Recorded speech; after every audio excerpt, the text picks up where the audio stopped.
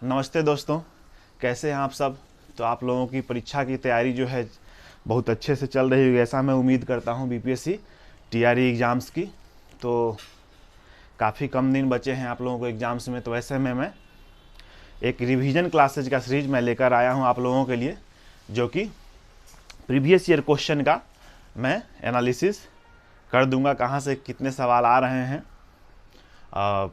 आपके TRE first में जो एग्ज़ाम्स में सवाल आए थे, जीएस पोर्शन में 20 to 25 क्वेश्चन हिस्ट्री से थे, 5 सवाल पॉलिटी से थे, 2-3 सवाल इकोनॉमिक्स से थे।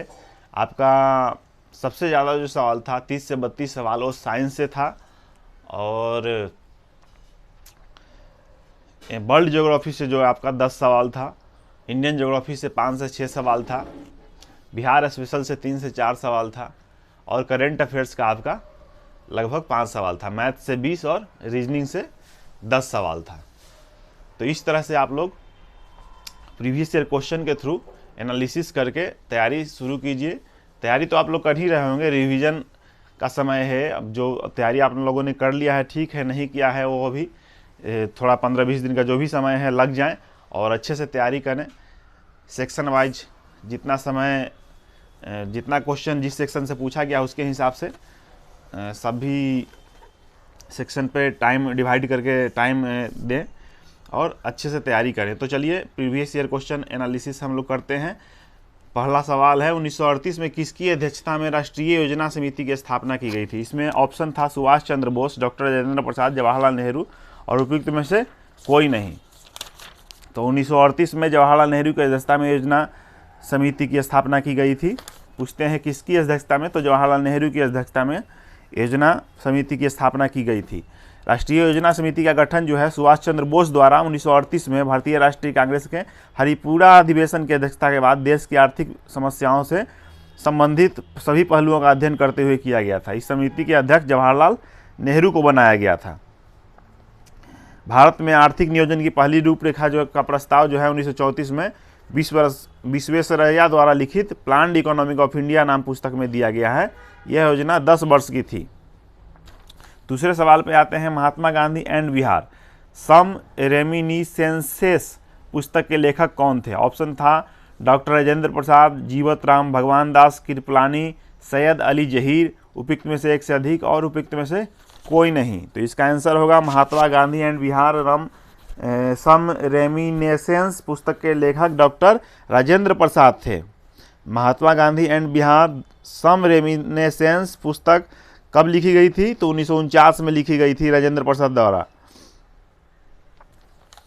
उसके बाद तीसरा सवाल था, किस आंदोलन के प्रभाव में आकर बिहार के लोगों ने चौकीदारी कर देने से इनकार कर दिया था।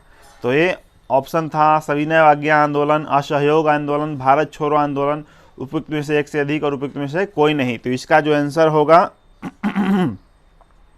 वो होगा सविनय अवज्ञा के आंदोलन। सविनय अवज्ञा आंदोलन के प्रभाव में आकर बिहार के लोगों ने चौकीदारी कर देने से इनकार कर दिया था। सविनय अवज्ञा आंदोलन पढ़ेंगे तो उसमें बिहार के परिप्रेक्ष्य में चौकीदारी कर के बारे में बिहार में दिया हुआ है। यह आंदोलन जो है मूल रूप से सफल रहा भागलपुर, गया, मुंगेर, सारण में। ठीक है, और इस आंदोलन की जो शुरुआत हुई थी दोस्तों, और चौकीदारी कर न देने के लिए, वो बिहार में बेतिया से शुरू हुआ था।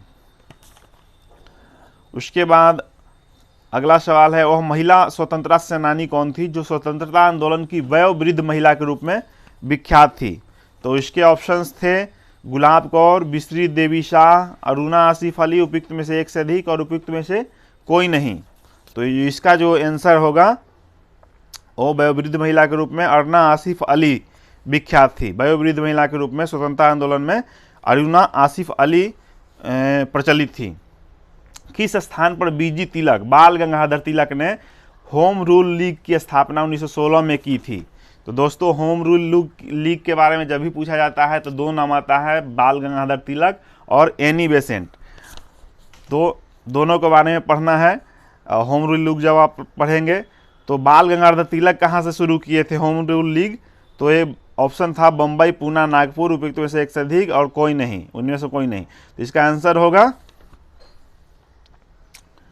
बीजी तिलक, बाल गंगाधर तिलक ने होम रूल की स्थापना 1916 में पूना में की थी। तो चलिए हम लोग मिलते हैं नेक्स्ट क्लास में और आगे के प्रीवियस ईयर क्वेश्चन देखते हैं। तब तक के लिए बाय।